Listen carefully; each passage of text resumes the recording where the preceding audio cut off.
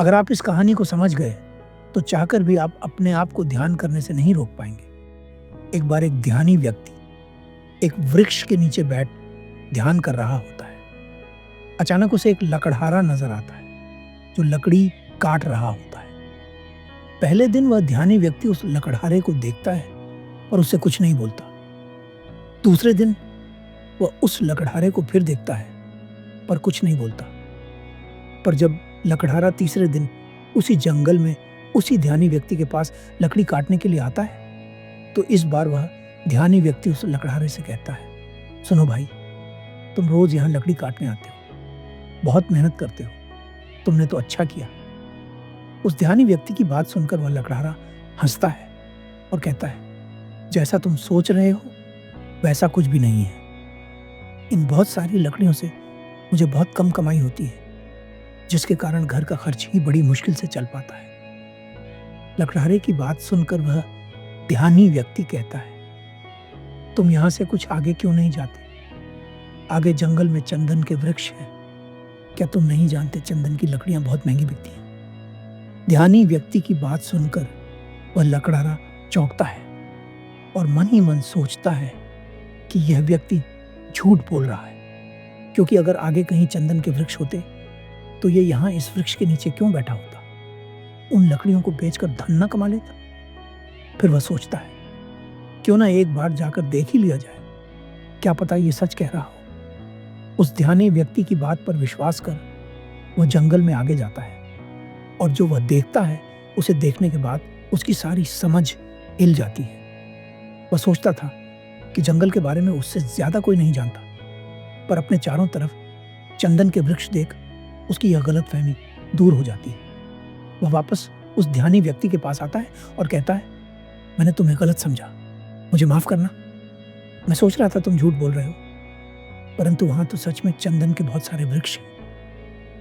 लकड़हारे की बात सुनकर वह ध्यानी व्यक्ति कहता है, तुम्हें माफी मांगने की कोई जरूरत नहीं, क्योंकि मैंने तो तुम्हें बस वह बताया है जो तुम नहीं जानते थे। अब वह लकड़हारा जलाने वाली लकड़ी छोड़कर चंदन की लकड़ी काटकर बेचना शुरू कर देता है। वह एक बार लकड़ी काटकर ले जाता और बेच देता। उसके बाद वह 3-4 दिन आराम से बैठकर खाता। कई महीनों तक ऐसा ही चलता है। फिर एक दिन ध्यानी व्यक्ति उस लकड़हारे से कहता है, क्या तुम अभी तक चंदन की लकड़ियों को ही बेचकर धन कमा रहे हो? वह लकड़हारा कहता है, हाँ, मैं अभी तक चंदन की लकड़ियां ही बेच रहा हूं। वह ध्यानी व्यक्ति कहता है, अरे भाई, वहां से आगे बढ़ो, आगे चांदी की खदानें हैं। लकड़ियां काटना छोड़ो, अगर एक दिन चांदी ले जाओगे तो 2-3 महीने तक आराम से बैठकर खाओगे। वो लकड़हारा उस ध्यानी व्यक्ति की बात मानकर आगे जाता है और सच में चांदी की खदान पाता है।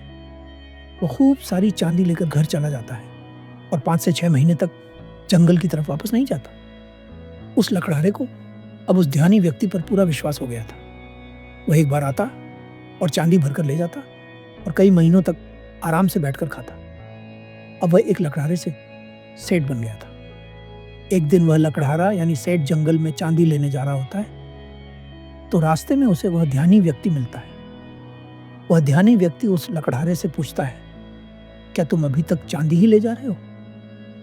वह लकड़हारा कहता है, हाँ, मैं अभी तक चांदी ही ले जा रहा हूं। ध्यान से उसे देखता हुआ ध्यानी व्यक्ति कहता है, अरे भाई, वहां से आगे बढ़ो, आगे सोने की खदान है। क्या तुम्हारे मन में ये कभी नहीं आया कि आगे देख लूं? वो लकड़हारा सोचता है, सच में ये तो मैंने कभी सोचा ही नहीं। ध्यानी व्यक्ति की बात मानकर वह लकड़हारा आगे जाता है और पाता है कि चारों तरफ सोना ही सोना है। वो एक बार सोना ले जाता है और कई वर्षों तक मजे से बैठकर खाता। कई वर्षों के बाद एक दिन फिर अचानक वह लकड़हारा उस ध्यानी व्यक्ति से मिलता है। ध्यानी व्यक्ति उस लकड़हारे को देखता है और कहता है, क्या तुम अभी तक सोने की खदान तक ही पहुंचे हो? वहां से आगे बढ़ो, आगे हीरे की खदान है।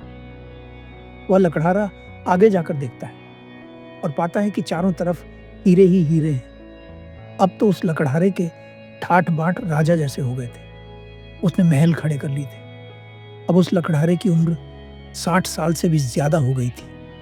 अब कई दशकों वह लकड़हारा ध्यानी व्यक्ति के पास पहुंचता है और हाथ जोड़कर ध्यानी व्यक्ति को धन्यवाद कहता है। वह ध्यानी व्यक्ति उस लकड़हारे से कहता है, अरे तू अब हीरे पर ही रुक गया है, वहां से आगे बढ़ो। अब तो बहुत सारा धन होने के बाद उस लकड़हारे को भी अकड़ आ गई थी। वो बहुत धनी हो गया था। वो लकड़हारा ध्यानी व्यक्ति की बात सुनकर कहता है, अब छोड़ो ये सब, मुझे परेशान मत करो, अब हीरे के आगे भला क्या हो सकता है। वह ध्यानी व्यक्ति उस धनी सेठ से कहता है, हीरे के आगे मैं हूं, क्या तुम्हें कभी यह ख्याल नहीं आया कि यह आदमी यहां मस्त बैठा हुआ है, जिसे पता है हीरे की खदान का वह हीरे नहीं भर रहा, इसको जरूर कुछ और आगे मिल गया होगा, हीरों से भी आगे इसके पास कुछ होगा, तभी यह निश्चिंत इस वृक्ष के नीचे बैठा हुआ है।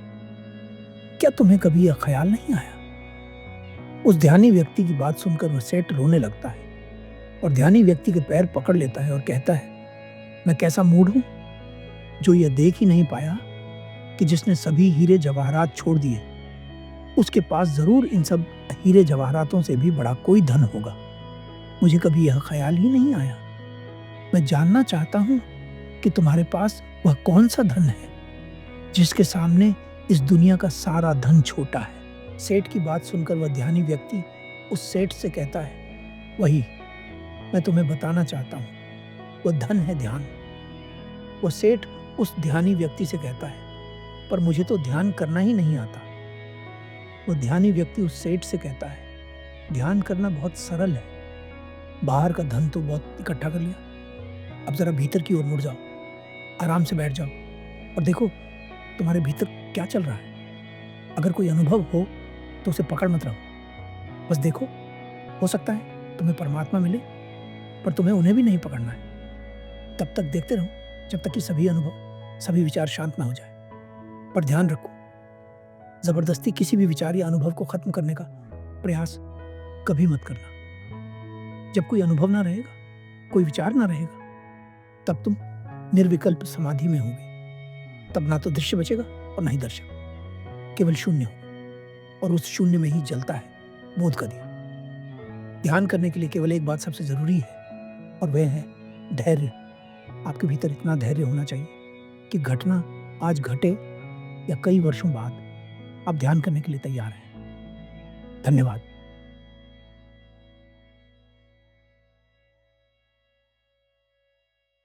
इस कहानी में हम इन 2 प्रश्नों के उत्तर जानेंगे। पहला प्रश्न, मेरी लाख कोशिशों के बाद भी मेरे भीतर का क्रोध समाप्त क्यों नहीं होता। दूसरा प्रश्न, वह कौन सी चीज है जो हमें बार बार काम वासना में गिराती है। इस कहानी को शुरू करने से पहले मैं आपको कुछ बताना चाहता हूं। बुद्ध के लाखों भिक्षु हुए, परंतु उनमें से बहुत कम ने आत्मज्ञान को पाया। उन्हीं में से एक भिक्षु के जीवन की एक छोटी सी घटना इस वीडियो में मैं आपको बताने जा रहा हूं। एक बार एक व्यक्ति एक बौद्ध भिक्षु से पूछता है, मुनिवर, मेरे जीवन से क्रोध जाता क्यों नहीं है। मैं बुद्ध के द्वारा कहे गए उपदेशों का भी पालन करता हूं, परंतु फिर भी मेरे जीवन में क्रोध है, क्यों। वे बौद्ध भिक्षु उस व्यक्ति से पूछते हैं, तुम तथागत द्वारा बताए गए किन सूत्रों का पालन करते हो। वह व्यक्ति कहता है, बुद्ध ने कहा है, काम वासना दुष्पुर है, हमें काम वासना में ही लिप्त नहीं रहना चाहिए। वे बौद्ध भिक्षु उस व्यक्ति से पूछते हैं, तुम इस सूत्र का किस तरह से अनुसरण करते हो। वह व्यक्ति कहता है, मैं स्त्रियों की तरफ आंख उठाकर भी नहीं देखता और ना ही उनके बारे में सोचता हूं। वे बौद्ध भिक्षु उस व्यक्ति से पूछते हैं, और कौन से सूत्र हैं जिनका तुम अनुसरण करते हो। वह व्यक्ति कहता है, बुद्ध ने कहा है, क्रोध अग्नि के जैसा है, जो उसे ही जलाता है जो उसे अपने भीतर रखता है। वे बौद्ध भिक्षु उस व्यक्ति से पूछते हैं, तो इस सूत्र का तुम क्या अर्थ समझते हो और इसे अपने जीवन में कैसे उतारते हो। वह व्यक्ति कहता है, मैं हमेशा शांत रहने का प्रयास करता हूं। यदि मुझे क्रोध आता भी है तो मैं उसे रोक लेता हूं, लेकिन मेरी लाख कोशिशों के बाद भी कभी कभी मेरा क्रोध फूट पड़ता है, और आपसे क्या छुपाऊं।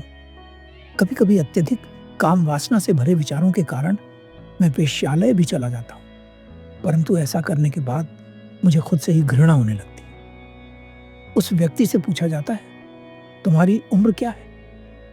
वह व्यक्ति कहता है, मेरी उम्र 25 वर्ष है। वे बौद्ध भिक्षु उस व्यक्ति से पूछते हैं, क्या तुम्हारा विवाह हो चुका है? वह व्यक्ति कहता है, नहीं, मैं अभी कुछ कमाता नहीं हूं, इसलिए मुझसे विवाह कोई नहीं करना चाहता। वे बौद्ध भिक्षु उस व्यक्ति से कहते हैं, समस्या ये नहीं है कि तुम काम वासना से ग्रस्त हो या क्रोध से पीड़ित हो। समस्या ये है कि तुमने बुद्ध के द्वारा कही बात को पूरी तरह नहीं समझा।